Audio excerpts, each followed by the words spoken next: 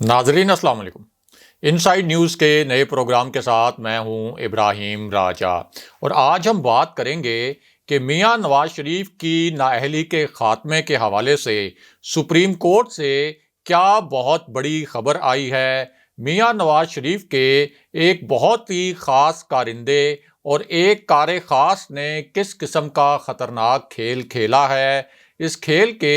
3 मरकज़ी किरदार कौन हैं। वज़ीर आज़म इमरान खान को जब इस खेल की इत्तला मिली तो उनका क्या रिएक्शन था। प्राइम मिनिस्टर इमरान खान के ऑफिस में किस किस्म की फ़ाइल पहुंचाई गई। इस फाइल पर वज़ीर आज़म इमरान खान ने क्या 2 बड़े फैसले किए और शहजाद अकबर की जगह लेने वाले ब्रिगेडियर मुसद्दिक अब्बासी के मुतल्लिक क्या 3 नए और बड़े इंकशाफात किए गए हैं। हमारे जिन दोस्तों ने अब तक हमारे चैनल को सब्सक्राइब नहीं किया उनसे हम कहेंगे कि हमारे चैनल को सब्सक्राइब कर लें ताकि उन्हें अहम मालूमात बर वक्त मिलती रहें। अब वापस आते हैं आज के मौजू पर, यानी मियां नवाज शरीफ की नाअहली के खात्मे के हवाले से सुप्रीम कोर्ट से क्या बहुत बड़ी खबर आई है और मियां नवाज शरीफ के एक कार खास ने क्या खेल खेला। सबसे पहले आपको एक ब्रेकिंग न्यूज़ से आगाह करते हैं, एक ताज़ा खबर से आगाह करते हैं। ये एक ऐसी खबर है जिसमें कुछ नए इंकशाफात किए गए हैं, कुछ नए हकायक सामने लाए गए हैं। ये ऐसे हकायक और ऐसे इंकशाफात हैं जो इससे पहले सामने नहीं आए थे, लेकिन अब ऑफिशियली और सरकारी सतह पर इन इंकशाफात और नए हकायक की बाज़ाब्ता तौर पर तस्दीक की गई है। और ये जो खबर है ये प्राइम मिनिस्टर इमरान खान के एक इनकलाबी फैसले के मुतल्लिक है। एक बहुत बड़ी तब्दीली लाने की कोशिश की है प्राइम मिनिस्टर इमरान खान ने। इस फैसले का ताल्लुक करप्ट माफिया के गिर्द घेरा तंग करने के हवाले से भी है और अब प्राइम मिनिस्टर इमरान खान के इस इनिशिएटिव पर जो ज़ाब्ता फौजदारी है उसके तहत 5 अहम तरीन तरमीम सामने आ गई हैं पहली मर्तबा। ये पाँचों तरमीम क्या हैं, किस तरह से इन तरमीम के तहत जो करप्ट माफिया है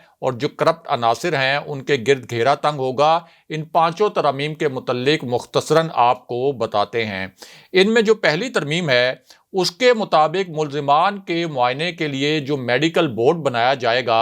उसमें माहिरीन नफ्सियात भी शामिल होंगे। इसी तरह SHO के लिए ग्रेजुएशन की डिग्री लाजमी होगी, यानी SHO की तैनाती के लिए किसी भी उम्मीदवार के पास ग्रेजुएशन की डिग्री होना लाजमी करार पाया है। और जहां मुकदमात का बोझ ज़्यादा होगा वहां SHO SP रैंक का होगा। ये एक बहुत बड़ी तरमीम लाई जा रही है कि जहां पर मुकदमात का बोझ ज़्यादा होगा वहां SHO SP रैंक का ऑफिसर होगा। दूसरी तरमीम यह है कि फौजदारी मुकदमात का ट्रायल 9 माह में होगा। इसकी मुद्दत फिक्स कर दी गई है कि अब फौजदारी मुकदमात का जो ट्रायल है वो 9 माह में होगा। हर माह हाई कोर्ट को पेशरफ रिपोर्ट जमा करानी पड़ेगी और गैर संजीदा जो मुकदमाबाजी है, जिस तरीके से मुख्तलिफ वकला अदालतों का वक्त ज़ाया करने के लिए गैर संजीदा मुकदमाबाजी भी करते हैं, तो इस पर सेशन कोर्ट जो है वो 10 लाख रुपए तक जुर्माना कर सकेगी। और अगर किसी मुकदमे का 9 माह में ट्रायल मुकम्मल नहीं होता तो फिर ट्रायल कोर्ट जो है वो हाई कोर्ट को वजाहत देने की पाबंद भी होगी, यानी ट्रायल कोर्ट हाई कोर्ट को बताएगी कि क्या वजह है कि 9 माह के अंदर इस मुकदमे का फैसला नहीं हो सका। और ट्रायल कोर्ट की जो वजाहत है अगर वो बड़ी ठोस हुई तो तभी इस ट्रायल के लिए मजीद वक्त दिया जा सकेगा। इसके साथ साथ इन तरमीम के मुताबिक फौजदारी मुकदमात में 3 दिन से ज़्यादा का इल्तवा नहीं दिया जा सकेगा और 3 दिन से ज़्यादा इल्तवा देने पर ट्रायल कोर्ट को वजूहात बतानी पड़ेंगी। यानी प्राइम मिनिस्टर इमरान खान का ये बड़ा ज़बरदस्त इक़दाम है। जिस तरीके से यहाँ पर साला साल मुकदमे लटके रहते हैं, साला साल मुकदमों का फ़ैसला नहीं होता और लोगों की नस्लें जो हैं नस्ल दर नस्ल मुकदमात जो हैं वो लड़ती रहती हैं या भुगतती रहती हैं, लेकिन अब 3 दिन से ज़्यादा इल्तवा देने पर ट्रायल कोर्ट को वजूहात बताना पड़ेंगी कि 3 दिन से ज़्यादा किसी मुकदमे को इल्तवा क्यों दिया जा रहा है। इसके अलावा फौजदारी जो रिफॉर्म्स की गई हैं इनमें जो मंशियात के मुकदमात हैं उनमें सजाए मौत ख़त्म करने की तजवीज़ दी गई है और ये कहा गया है कि सजाए मौत की जगह मुजरिम को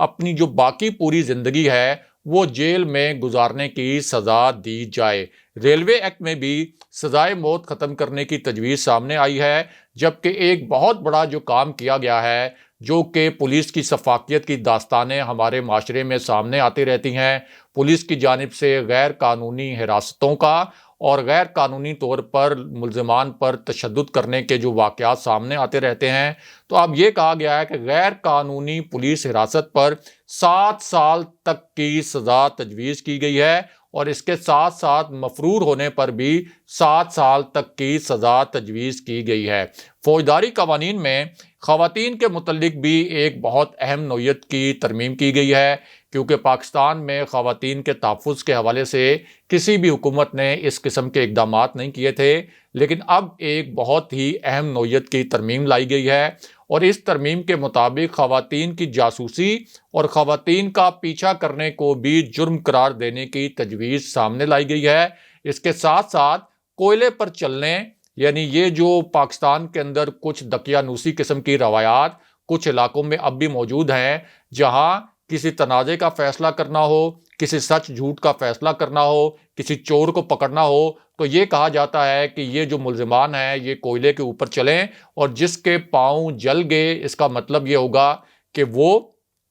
ملزم ہے، اور جس کے پاؤں نہیں جلیں گے تو اس کا مطلب یہ ہوگا کہ وہ مجرم نہیں ہوگا۔ تو اس قسم کی دقیانوسی جو روایات ہیں ان کو ختم کرنے کے لیے یہ کہا گیا ہے کہ کوئلے پر چلنے اور کسی کو پانی پھینکنے کا جو عمل ہے اس کو بھی جرم قرار دیا جائے۔ اس کے ساتھ ساتھ انہی ترامیم میں یہ بھی لکھا گیا ہے کہ آڈیو، ویڈیو اور ای میلز بھی اب قابل قبول شواہد کے طور پر تصور ہوں گے، اور ویڈیو درست ثابت ہو تو بنانے والے کی عدالت میں پیشی کی ضرورت نہیں ہوگی، کیونکہ پاکستان کے اندر اس سے پہلے یہ ہو رہا تھا کہ کوئی ویڈیو ایویڈنس سامنے بھی آ جائے تو پھر یہ کہا جاتا تھا کہ ویڈیو بنائی کس نے، اس کو سامنے لایا جائے۔ اب ظاہر ہے کہ بہت سی وجوہات کی بنا پر ویڈیو بنانے والا سامنے نہیں آ سکتا تھا، اس کی اپنی جان کو بھی خطرات لاحق ہو سکتے تھے، دیگر وجوہات بھی ہو سکتی ہیں، لیکن اب یہ کہا گیا ہے کہ ویڈیو اگر درست ثابت ہو جائے تو یہ ضروری نہیں ہے کہ جس نے یہ ویڈیو بنائی ہے وہ بھی عدالت میں پیش ہو۔ بہرحال اب واپس آتے ہیں کہ میاں نواز شریف کی نااہلی کے خاتمے کے متعلق سپریم کورٹ سے کیا بہت بڑی خبر آئی ہے، اور میاں نواز شریف کے ایک بہت ہی کار خاص نے، آپ یہ کہہ سکتے ہیں کہ ایک بہت خاص کارندے نے میاں نواز شریف کے لیے کس قسم کا خطرناک کھیل کھیلا۔ تو معاملہ یہ ہے کہ اس خطرناک کھیل کو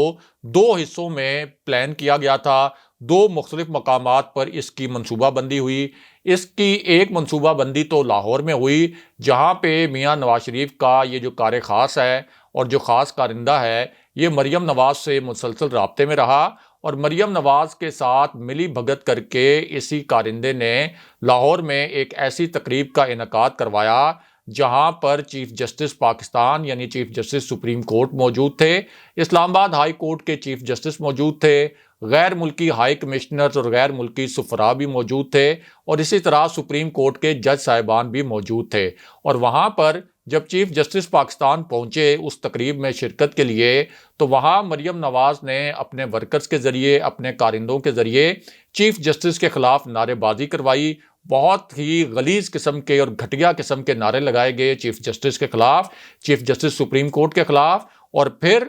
اس کے بعد کچھ وکلاء سے چیف جسٹس کے خلاف اور سپریم کورٹ کے جج صاحبان کے خلاف تقاریر بھی کروائی گئیں، اور یہ تاثر دیا گیا کہ میاں نواز شریف کی نااہلی کا جو فیصلہ تھا یا شریف خاندان کے خلاف جو فیصلے آئے وہ کسی دباؤ کے نتیجے میں آئے، اور اصل میں چیف جسٹس کو دباؤ میں لانے کی کوشش کی گئی ان تقریروں کے ذریعے اور ان نعروں کے ذریعے۔ اس کے بعد یہی جو تقریب تھی یہاں پہ چیف جسٹس نے خطاب بھی کیا، بہت وہ غصے میں بھی آئے۔ پہلی مرتبہ دیکھا گیا کہ ان کا خطاب ایسے لگ رہا تھا کہ جیسے وہ کسی عوامی جلسے سے خطاب کر رہے ہوں، کیونکہ جس قسم کے ان کے اوپر ایلیگیشنز لگائے گئے تھے انہوں نے ان ایلیگیشنز کا جواب دیا، اور یہ کہا کہ کسی کی جرت نہیں ہے کہ سپریم کورٹ کو کوئی ڈکٹیٹ کر سکے، سپریم کورٹ کے اوپر اپنے فیصلے مسلط کر سکے۔ لیکن سب سے گھناؤنا کام جو اس تقریب میں ہوا وہ یہ تھا کہ جس تقریب میں چیف جسٹس نے خطاب کیا اسی تقریب میں سپریم کورٹ سے نااہل قرار دیے گئے، عدالتوں سے مفرور قرار دیے گئے، عدالتوں سے اشتہاری قرار دیے گئے،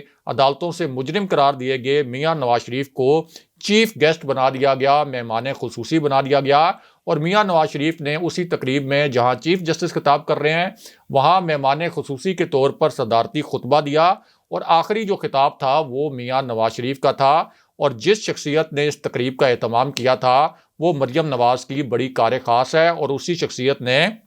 میاں نواز شریف کے لیے ایک خطرناک کھیل کھیلا۔ تو ایک کھیل تو کھیلا گیا یہ لاہور میں جو ہم نے تقریب کے متعلق آپ کو بتایا، پھر اس کھیل کا جو دوسرا حصہ تھا یہ کھیلا گیا لندن میں، اور لندن میں یہی مریم نواز کا اور میاں نواز شریف کا جو کار خاص ہے یہ لندن پہنچا۔ لندن میں اس نے میاں نواز شریف کے جو قریبی لوگ ہیں ان سے ملاقاتیں کی، میاں نواز شریف کے جو عزیز و اقارب ہیں ان سے ملاقاتیں کی۔ پہلے تو یہ شخصیت میاں نواز شریف کے قریبی لوگوں سے ملنے سے انکاری تھی، لیکن بعد میں ایسے شواہد سامنے آ گئے کہ اس شخصیت کی میاں نواز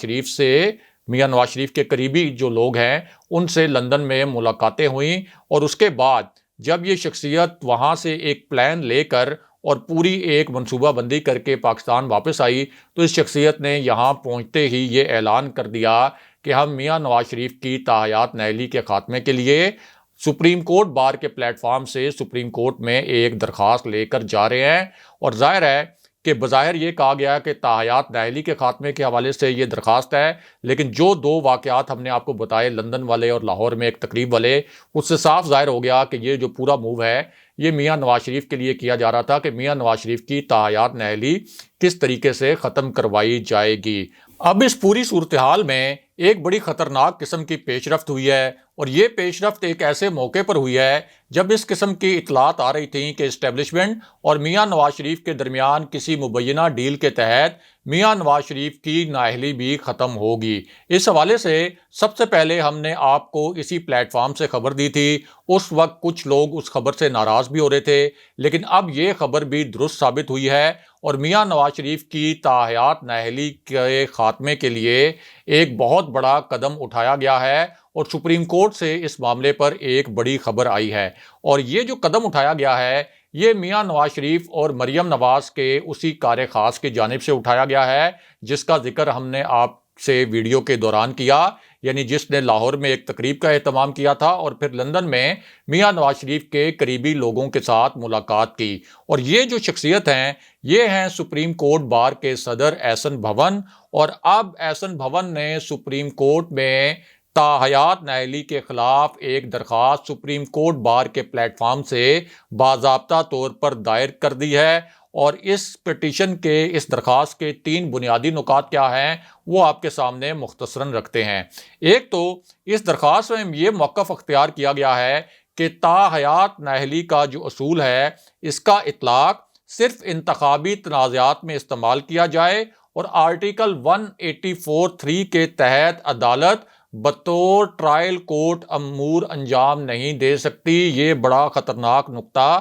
اس پٹیشن کے اندر اٹھایا گیا ہے کہ نااہلی کا جو اصول ہے اس کا اطلاق صرف اور صرف انتخابی تنازعات میں استعمال ہو، اور آرٹیکل 184(3) اس کے تحت عدالت جو ہے وہ ٹرائل کورٹ کے طور پر امور انجام نہیں دے سکتی۔ اس کے ساتھ ساتھ یہ بھی موقف اختیار کیا گیا ہے کہ آرٹیکل 184 کی شق 3 کے تحت عدالتی فیصلے کے خلاف اپیل کا حق چونکہ نہیں ملتا، اور فیصلے کے خلاف اپیل کا حق نہیں ملنا انصاف کے اصولوں کے منافی ہے۔ یعنی دوسرا نقطہ جو ہے اس درخواست کا اس میں یہ کہا گیا ہے کہ فیصلے کے خلاف جب اپیل کا حق نہیں ملتا تو یہ انصاف کے بنیادی اصولوں کے خلاف ہے۔ اس کے ساتھ ساتھ درخواست میں یہ موقف بھی اختیار کیا گیا کہ اپیل کے حق کے بغیر تاحیات جو نااہلی ہے یہ بنیادی حقوق کی خلاف ورزی ہے۔ اپیل کے حق کے بغیر تاحیات نااہلی متعلقہ حلقے کے جو ووٹرز ہیں ان کو ان کے بنیادی حقوق سے محروم کرتی ہے۔ لیکن اس پورے معاملے میں ایک ٹوسٹ بھی ہے، یعنی یہ پٹیشن اور یہ درخواست تو سپریم کورٹ بار کی جانب سے سپریم کورٹ میں دائر کر دی گئی بہت پلاننگ کے ساتھ، لیکن یہ معاملہ اتنا آسان نہیں، اور اس میں ایک ٹوسٹ بھی ہے، اور وہ ٹوسٹ یہ ہے کہ ہماری جو ماہرین قوانین سے بات ہوئی ہے اسی طرح بیرسٹر علی ظفر کا بھی ایک بڑا معنی خیز سٹیٹمنٹ جو ہے وہ سامنے آیا ہے، اور ان کا یہ کہنا ہے کہ سپریم کورٹ بار کی یہ جو درخواست دائر کی گئی ہے سپریم کورٹ میں اس کی کوئی اہمیت نہیں ہے اور یہ مسترد ہو جائے گی، کیونکہ آئین میں واضح طور پر درج ہے کہ تاحیات نااہلی ہوگی، یعنی تاحیات نااہلیوں کے متعلق جو سپریم کورٹ نے فیصلے دیے وہ آئین کے تحت دیے، اور سپریم کورٹ یہ کہہ چکی ہے کہ اگر آئین میں ترمیم کرنی ہے، اگر آئین کو تبدیل کرنا ہے تو یہ صرف پارلیمنٹ سے ہی ہو سکتا ہے۔ یعنی تاحیات نااہلی کا جو کانسیپٹ ہے، اس کے تحت جو فیصلے دیے گئے وہ آئین میں درج ہے، اور آئین کو تبدیل کرنا صرف پارلیمنٹ سے ہی ممکن ہے۔ اس کے ساتھ ساتھ بیرسٹر علی ظفر نے یہ بھی بتایا کہ کسی کی تاحیات نااہلی ختم کرنے کے لیے یا تاحیات نااہلی کے متعلق جو شکیں ہیں ان کو ریموو کرنے کے لیے ترمیم لانا پڑے گی پارلیمنٹ میں، اور ترمیم تو صرف اسی صورت میں آ سکتی ہے کہ جب کسی جماعت کے پاس جو یہ ترمیم لانا چاہتی ہے اس کے پاس 2/3 اکثریت ہو۔ تو یہ 2/3 اکثریت تو مسلم لیگ نون کے پاس موجود نہیں ہے، پوری اپوزیشن کے پاس 2/3 اکثریت تو کیا سادہ اکثریت بھی موجود نہیں ہے، اور اسی وجہ سے جتنے بھی ایسے مواقع آئے قومی اسمبلی میں جہاں پر عددی اکثریت اپوزیشن کو اپنی ثابت کرنی تھی وہاں پر اس کو شکست ہوئی، اور حکومت کی عددی اکثریت وہاں پر ثابت ہوتی رہی۔ اس کا مطلب یہ ہے کہ یہ جو 2/3 اکثریت سے ترمیم لانے والا معاملہ ہے یہ تقریباً ناممکن ہے۔ دوسری جانب پرائم منسٹر عمران خان نے بھی ایک بڑا فیصلہ کیا ہے، کیونکہ ظاہر ہے کہ پرائم منسٹر عمران خان کو بھی اس پٹیشن کے متعلق معلومات ملیں، اور یہ جو پورا کھیل کھیلا جا رہا تھا اس کھیل سے پرائم منسٹر عمران خان خود بھی آگاہ تھے، اور پرائم منسٹر عمران خان کی جو قانونی ٹیمیں ہیں انہوں نے وزیر اعظم عمران خان کو اس پورے موو سے آگاہ بھی کیا تھا کہ کس طریقے سے میاں نواز شریف کی تاحیات نااہلی کے خاتمے کے لیے ایک بہت بڑا موو کیا جا رہا ہے۔ تو اب پرائم منسٹر عمران خان نے یہ فیصلہ کیا ہے کہ وفاق اس پٹیشن کی اور اس درخواست کی مخالفت کرے گا، اور ایک اوپن گراؤنڈ اور ایک کھلا میدان نہیں دیا جائے گا سپریم کورٹ بار کو یا ان عناصر کو جو اس قسم کی پٹیشن لے کر گئے ہیں سپریم کورٹ میں، اور ان عناصر کے جو ماسٹر مائنڈ ہیں یعنی جو شریف خاندان کے ارکان ہیں ان کو اس معاملے پر ایک کھلا گراؤنڈ نہیں دیا جائے گا۔ بہرحال اب بات کرتے ہیں کہ شہزاد اکبر کی جگہ لینے والے بریگیڈیئر مصدق عباسی کے متعلق کیا 2 نئے انکشافات ہوئے ہیں اور انہیں کیا خاص ٹاسک دیا گیا ہے۔ تو معاملہ یہ ہے کہ بریگیڈیئر مصدق عباسی، جیسا کہ ان کے نام سے ظاہر ہے کہ بریگیڈیئر ان کے نام کے ساتھ سابقے کے طور پر لگا ہوا ہے، تو ان کا فوج سے تعلق ہے، ایک ٹیکنوکریٹ بھی ہیں، اور ان کی کسی بھی سیاسی جماعت سے کسی قسم کی کوئی وابستگی نہیں، لیکن اس کے باوجود انہیں پرائم منسٹر عمران خان نے میرٹ پر معاون خصوصی لگایا ہے، اور اس کی 2 وجوہات بیان کی گئی ہیں۔ ایک وجہ تو یہ ہے کہ مصدق عباسی جو ہیں یہ بہت عرصے تک نیب میں کام کرتے رہے ہیں، اور ظاہر ہے کہ جب آپ اتنا عرصہ نیب میں کام کرتے رہے تو آپ کے جو کولیگز ہیں وہ آپ کے متعلق ایک رائے بھی قائم کر لیتے ہیں، اور ان کے جو کولیگز ہیں ان کا یہ کہنا ہے کہ مصدق عباسی کی جو ساکھ ہے وہ بہت اچھی ہے، وہ کسی سے انفلوئنس نہیں ہوتے، کسی کے دباؤ میں نہیں آتے، اور بہت صاف ستھرے طریقے سے شفاف طریقے سے کام کرتے ہیں، اور کبھی بھی انہوں نے کسی کے خلاف ناحق یا کسی کے خلاف غلط قسم کے کیسز نہیں بنائے۔ اس کے ساتھ ساتھ وہ سابق صدر پرویز مشرف کے دور میں نیب میں انہوں نے آپ یہ کہہ سکتے ہیں کہ جاب کی تھی، نیب کا وہ حصہ بنے تھے، نیب کراچی میں رہے، نیب پشاور میں رہے، نیب کوئٹہ کے سربراہ بھی رہ چکے ہیں، اور ڈی جی کی حیثیت سے نیب کا جو ہیڈ کوارٹرز ہے وہاں بھی مصدق عباسی کام کر چکے ہیں۔ اب پرائم منسٹر عمران خان نے مصدق عباسی کا انتخاب کیوں کیا؟ تو اس حوالے سے یہ انکشاف کیا گیا ہے اور یہ بتایا گیا ہے کہ اصل میں پرائم منسٹر عمران خان کو کسی کی جانب سے، اور ظاہر ہے کہ ہو سکتا ہے کہ کسی اہم حلقے کی جانب سے مشورہ دیا گیا ہو، تو ان کی جانب سے پرائم منسٹر عمران خان کو مصدق عباسی صاحب کے متعلق بتایا گیا تھا کہ یہ جو ہیں بہت شفاف قسم کا ان کا ایک کریکٹر ہے، اور ان کا جو ٹریک ریکارڈ ہے بڑا ہی کریڈیبل قسم کا ہے، بڑی ان کی ساکھ ہے، بڑی ان میں قابلیت ہے، اور اس کے ساتھ ساتھ یہ میرٹ کے اوپر جو ہیں وہ کیسز کو آگے بڑھانے پر یقین رکھتے ہیں۔ اور پرائم منسٹر عمران خان نے یہ نہیں سوچا کہ یہ کوئی میرا بندہ بن کر، یہ میرے بندے بن کر یہ کوئی احتساب کے کیسز کو آگے بڑھائیں اپوزیشن کے خلاف، بلکہ انہوں نے یہ سوچا کہ ایک ایسے شخص کو یہاں پر لایا جائے جو میرٹ پر کیسز کو آگے بڑھائے۔ اس لیے پرائم منسٹر عمران خان نے جس شخص نے ان کو مشورہ دیا تھا، اپنی تحقیق کرنے کے بعد مصدق عباسی کو اپنا نیا معاون خصوصی بنانے کا فیصلہ کیا۔ اگلے پروگرام تک کے لیے خدا حافظ۔